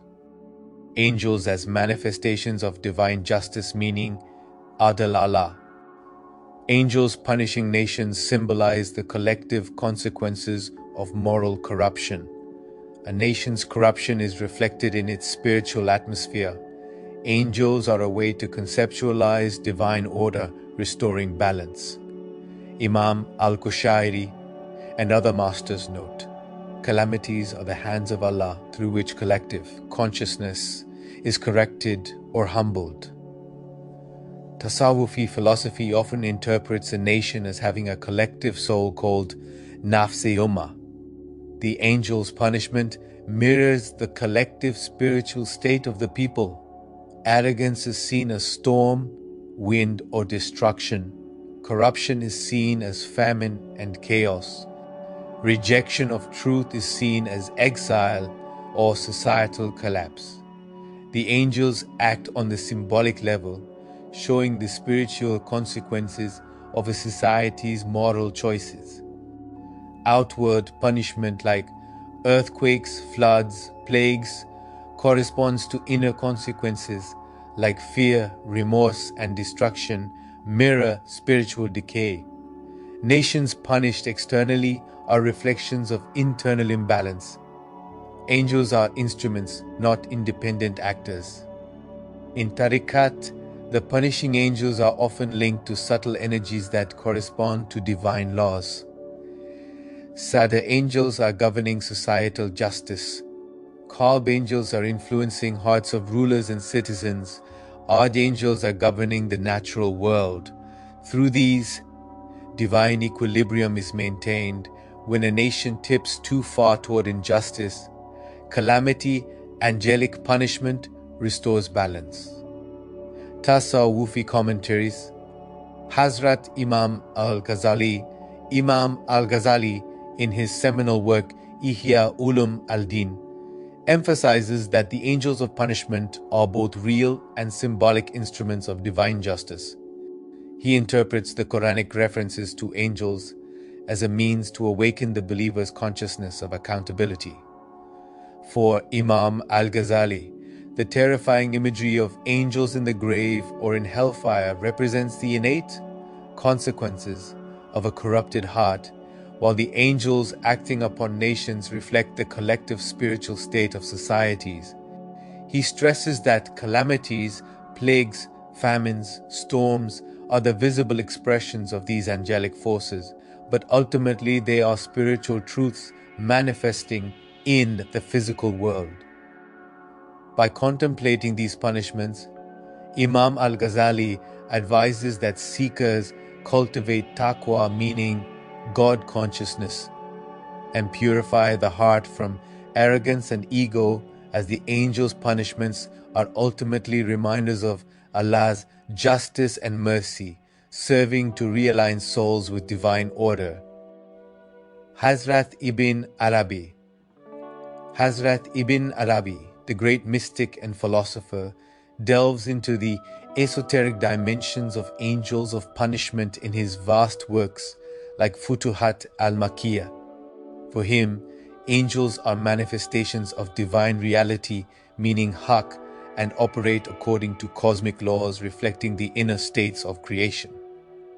He interprets the angels who punish nations not merely as external agents but as symbols of divine equilibrium, enforcing the moral and spiritual balance of the universe. In Hazrat Ibn Arabi's metaphysics, every act of injustice or collective sin generates a corresponding spiritual resonance, which the angels of punishment reflect and channel into the world through calamities or upheavals. For the individual seeker, the terrifying descriptions of angels in the grave or hellfire are mirrors of the soul's deviation from the divine presence, and meditating on these angels cultivates vigilance, self-purification, and a direct awareness of the divine command permeating every aspect of existence. Hazrat Sheikh Abdul Qadir Jilani. Sheikh Abdul Qadir Jilani, the founder of the Qadiriya Tariqat, often discusses angels in the context of spiritual discipline and moral rectitude. In his teachings, the angels of punishment, whether confronting individuals in the grave or acting upon sinful nations, are seen as agents of divine instruction rather than mere tormentors. He stresses that fear of their punishment is a means of awakening the heart, preventing spiritual negligence and arrogance. In Hazrat Jilani's perspective, calamities that befall entire nations are direct reflections of collective corruption, with angels acting as instruments of cosmic accountability. He encourages the murid, meaning disciple, to understand that while angels execute Allah's justice, their ultimate purpose is to guide souls toward humility, repentance, and love for God, turning the fear of punishment into an impetus for inner transformation. Hazrat Shams Tabriz. Hazrat Shams Tabriz, the spiritual mentor of Maulana Rumi, approaches the concept of punishing angels from a poetic and existential perspective, emphasizing the inner reality behind all divine phenomena. He presents the angels not as external enforcers, but as forces reflecting the hidden consequences of human heedlessness. For Hazrat Shams, the destruction of nations or the torment of sinners represents the self-imposed suffering arising from alienation from divine love. The angelic punishments are symbols of the barzakh of the heart and society, where the soul's deviation manifests as fear, calamity, or inner anguish. He encourages seekers to see these angels as teachers of spiritual vigilance, guiding both the individual and the collective consciousness toward alignment with divine truth, where mercy and justice are inseparable in the unfolding of life's trials. Maulana Jalaluddin Rumi. Hazrat Rumi, the poet saint, often allegorizes the angels of punishment in his Mathnawi and Diwan Shams, weaving their imagery into moral, mystical, and cosmic lessons. For him, the angels who punish are not merely instruments of wrath, but symbols of the inner consequences of separation from God. Rumi frequently describes storms, fires, and chains as metaphors for the inner torment of souls dominated by ego, greed, and pride. And similarly, the destruction of nations mirrors the collective spiritual malaise of a people. He emphasizes that the visible punishments of the world and the invisible torment in the afterlife are reflections of divine love and justice, meant to awaken hearts to truth. In Rumi's vision, fear of angels should transform into self-awareness, love for the divine, and compassion for humanity, showing that even punishment is a form of guidance along the mystical path. Possibility of seeing them in real life. Tasawwufi and Tariqat masters teach that the physical eye cannot behold an angel's true nature, since angels are created from light and belong to a higher order of being. When a saint or prophet sees an angel in this world, the angel takes on a created form that the human senses can bear, exactly as Angel Jibril appeared to the prophet as a man. For ordinary seekers, any waking perception of a punishing angel would therefore be a symbolic manifestation, not the angel itself. Sufi teachers such as Hazrat Imam al-Ghazali and Hazrat Abd al-Qadir al-Jilani say that if such a form were granted, it would serve only to warn, humble, or reform, not to terrify or glorify the seer. It is extremely rare and never sought deliberately. Dreams. Dreams are regarded in all Sufi orders as one of the subtle worlds meaning alam al-mithal, where truths appear in images. Seeing angels of punishment in a dream generally signifies a warning about one's own deeds or a community's moral decline, a call to repentance and collective reform. Hazrat Ibn Arabi explains that such dream images are tawilat ruhaniya, spiritual interpretations of real states, not literal encounters.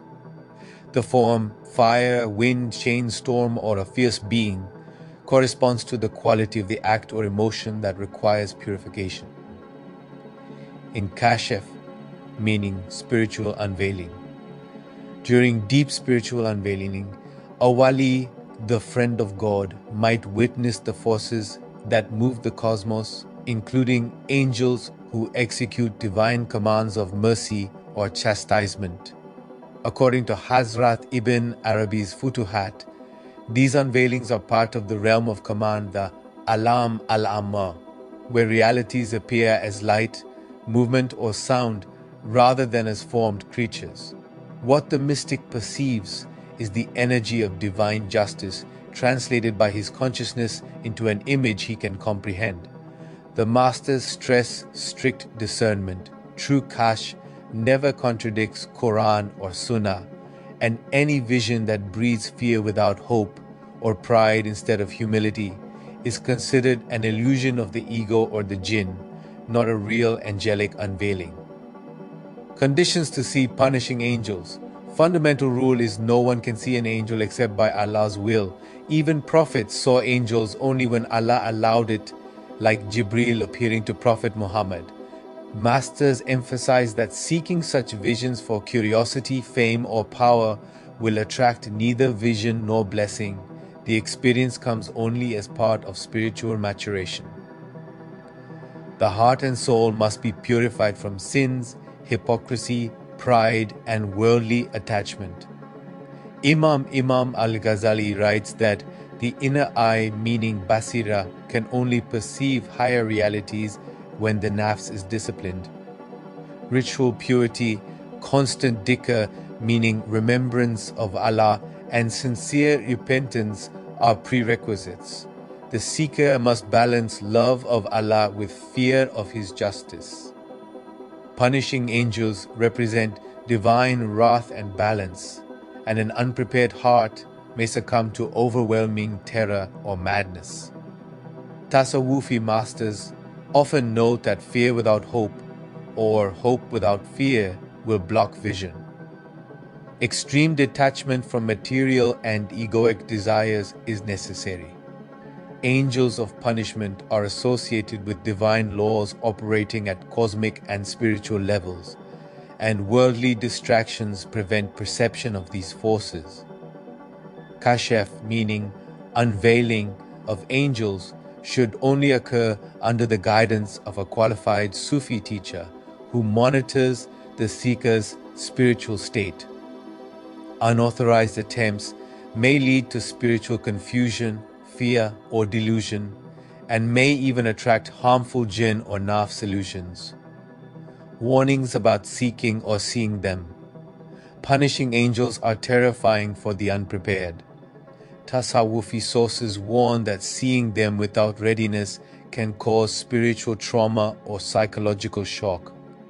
Dreams, visions, or kashf can be illusory if the ego or satanic forces interfere. Hazrat Ibn Arabi and other masters caution. Visions of terrifying beings are often symbols, not literal forms, and must be interpreted by a master. Seeing punishing angels without proper preparation can lead to loss of spiritual balance, increased fear instead of purification, ego inflation if one misinterprets it as power. Humans cannot summon or control these angels. Attempting to do so is considered arrogance and forbidden in Sharia. Angels act solely under Allah's command. Violating this principle can bring spiritual consequences. Role in the grave. Munkar and Nakir are two angels confront every soul in the grave. For the sinful or disobedient, they question the soul, and if it answers incorrectly or refuses Allah, they inflict torment, the grave tightens, the body suffers pressure, and spiritual pain is inflicted. Quran references imply this torment continues until resurrection, unless Allah forgives. Other punishing angels may guard the grave, execute punishment, or monitor the soul's condition according to its deeds. Their torment is sometimes physical, like pressure, burning, and sometimes spiritual, like fear, regret, separation from divine light. In Tasawwufi perspective, the grave is a mirror of the soul's moral and spiritual state.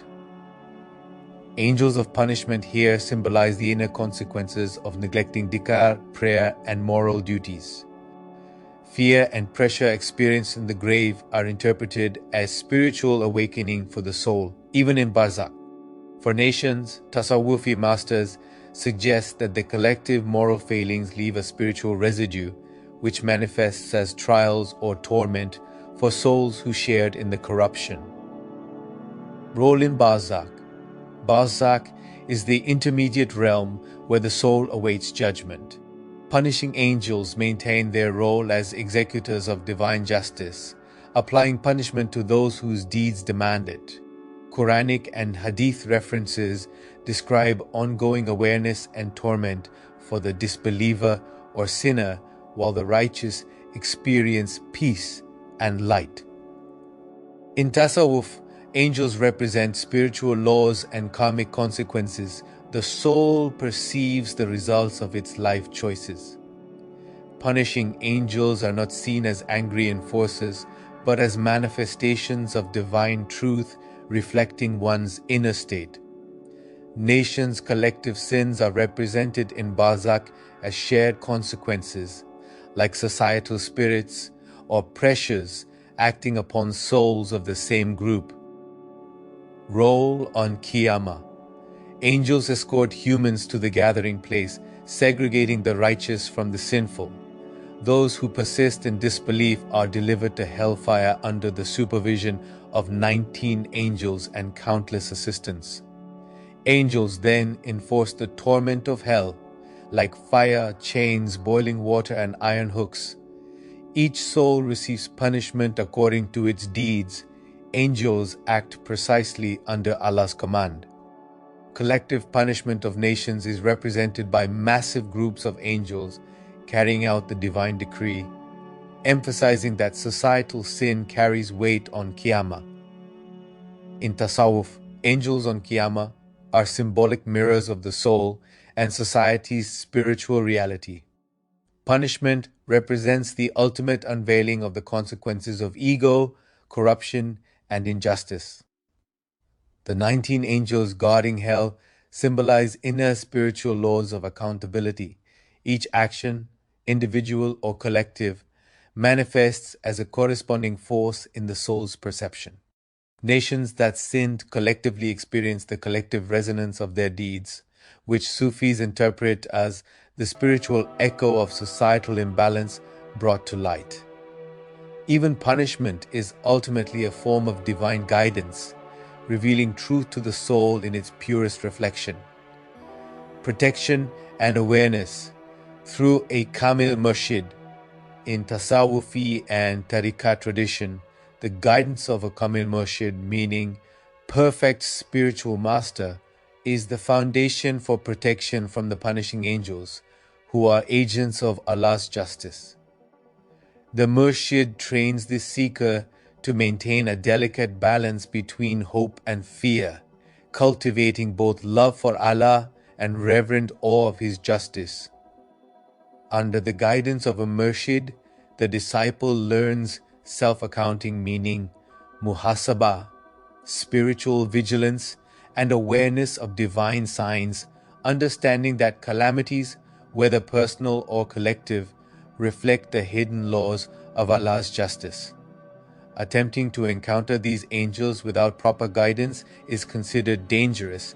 The unprepared heart may succumb to terror, confusion, or egoic illusions. The Kamil Murshid ensures that the seeker's heart remains humble, obedient and purified, allowing the perception of divine justice to awaken the soul rather than overwhelm it. A murshid awakens the seeker to the reality that every breath is a form shaped by zikr. By teaching breath zikr, the murshid transforms the human into a being of continuous remembrance, surpassing angels. A kamil murshid, meaning a perfect spiritual guide, is considered in tasawwuf the inheritor of the Prophet, guiding seekers on the path from clay, meaning nafs, to light, meaning ra. The Kamil Murshid helps awaken this Nafas al-Rahman, meaning breath of the All-Merciful, within the disciple. Also as stated in Surah Kaf, verse 17, whoever Allah guides is truly guided, but whoever He leaves to stray, you will never find for them a Murshid, meaning a spiritual guide. Angels are always in dhikr, but their dhikr is fixed and limited to the forms Allah gave them. Man, however, through guidance of a murshid, can transform his every breath into dhikr, making his remembrance continuous like angels, and even higher because it comes through free will. In tariqat, the murshid teaches habs al-nafas, meaning watching the breath, and zikr khafi, meaning silent dhikr. Every inhalation and every exhalation affirms Allah and He alone. This makes the seeker live in the constant rhythm of divine presence. Through Quran, recitation and reflection upon the Quran form the primary shield against the punishing angels. Surah Al-Mulk protects from the punishment of the grave, while Ayat al-Kursi shields the soul from unseen harms. The last three surahs, Al-Ikhlas, Al-Falaq, and An-Nas, protect against evil forces and spiritual harm, including the influence of punishing angels. Verses such as last two verses of Surah Al-Baqarah allow the believer to seek Allah's mercy and ask for removal of burdens, while Surah Al-Hajj reminds the heart of divine justice and inspires awe of its manifestation. Regular recitation, particularly at night, before sleeping and after the obligatory prayers, strengthens spiritual light and creates a protective aura around the soul, repelling the shadow of wrath. Through du'as or supplications serve as both protection and awareness of divine justice. Seeking refuge from the punishment of the grave, the fire, and the trials of life and death is central. One of the supplication is, Allahumma inni a'udhu bika min adhabil qabr wa min adhabil nar wa min fitnatil mahya wal mamat. Supplication on asking Allah not to impose burdens like those of previous nations. Rabbana la tu'akidna in nasina o aktana wa la tahmil alayna isran kama hamaltahu ala alladhina min qablina. This supplication protects from collective punishment. Another important supplication is Allahumma ajali min alladina yastafiduna bi rahmatika wa yattaduna bi adlika, asking to be guided by mercy and justice.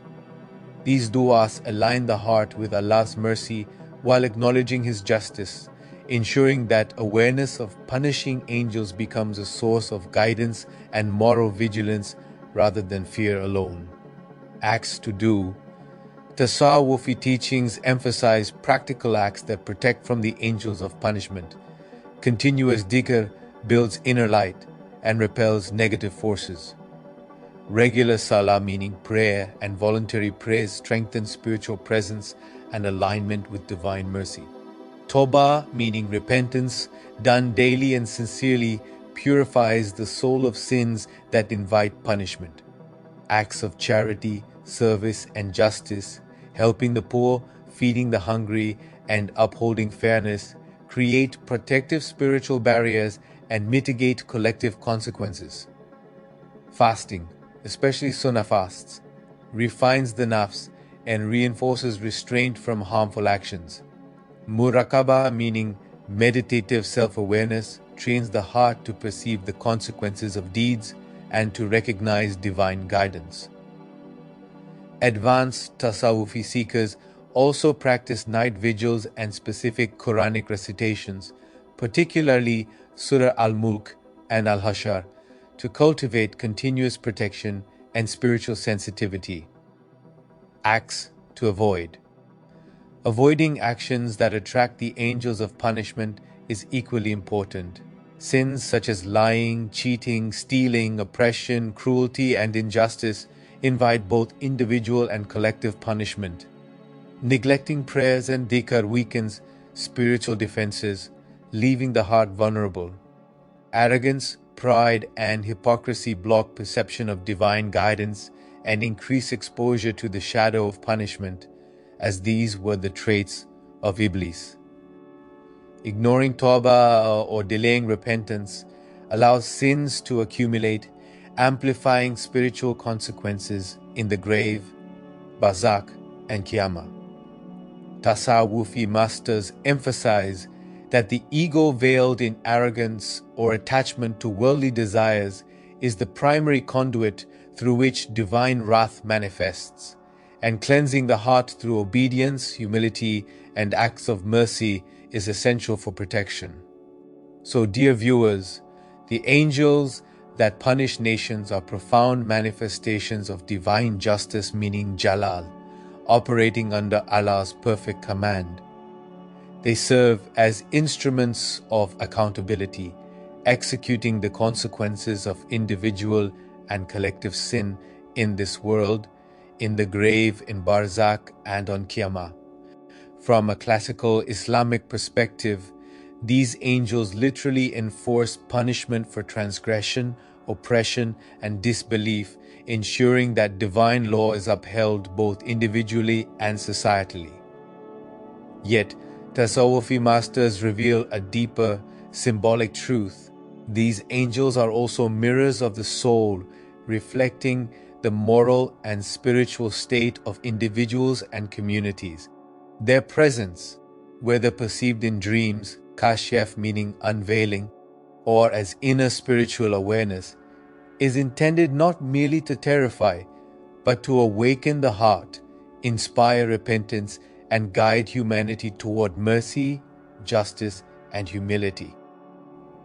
Protection from these angels comes not through fear alone, but through alignment with divine mercy, sincere repentance, regular prayer, constant dhikr, acts of charity and justice, and guidance from a Kamil Murshid. Awareness of their role encourages vigilance, ethical living, and spiritual refinement, reminding both individuals and nations that every deed leaves a consequence in the unseen. While their punishment may appear harsh, Sufism teaches that these angels ultimately serve as instruments of divine wisdom, ensuring that moral order is maintained and the soul is refined. In essence, the angels that punish nations embody the interplay between divine wrath and mercy, justice and guidance. Their existence is a solemn reminder that deeds matter, that communities are accountable, and that even the gravest trials can be transformed into spiritual awakening. For the prepared heart, these angels are not enemies, but teachers of truth, illuminating the path of moral responsibility and spiritual elevation for both individuals and society. Thank you for watching our video.